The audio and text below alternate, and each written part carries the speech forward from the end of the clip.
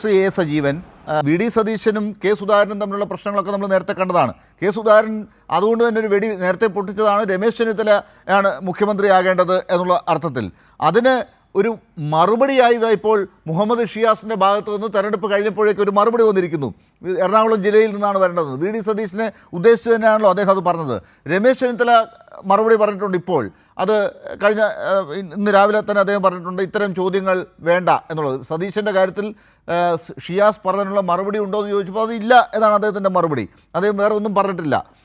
തരൂരും മറ്റുള്ളവരും ഒക്കെ ഇന്ന് പറഞ്ഞിരിക്കുന്നതും AI ഗ്രൂപ്പുകളുടെ അതൃപ്തിയും ഒക്കെ നമ്മൾ ഈ കൂട്ടത്തിൽ വായിച്ചെടുക്കേണ്ടതുണ്ട്. കോൺഗ്രസിൽ ഈ ഒരു മാസം മെയ് 4-ന് മുമ്പായി ഗ്രൂപ്പ് പോര് തന്നെ തുടങ്ങിയിരിക്കുകയാണ്. അതിനൊരു അറുതി വരുത്താനുള്ള ശ്രമമാണ് ചില നേതാക്കളെങ്കിലും ശ്രമിച്ചത് എന്ന് തന്നെ കാണേണ്ടി വരുമോ? തീർച്ചയായിട്ടും ഗ്രൂപ്പ് പോര് ഇപ്പോഴല്ല.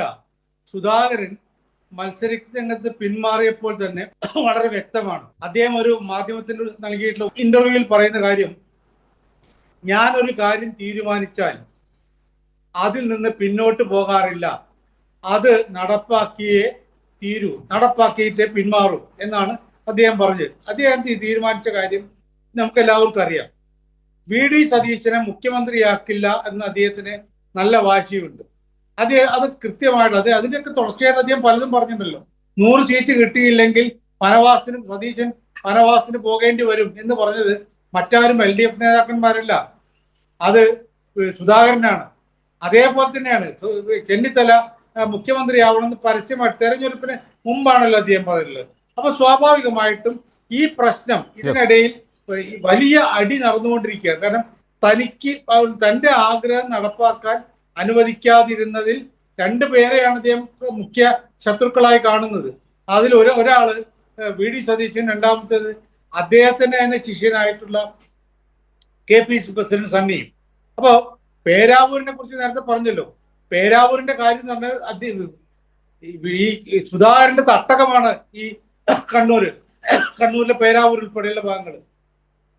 അവിടെ സുധാകരൻ വിചാരിച്ചാൽ സണ്ണി ജോസഫ് ജയിക്കാതിരിക്കാൻ വളരെ സാധ്യത കൂടുതലാണ്.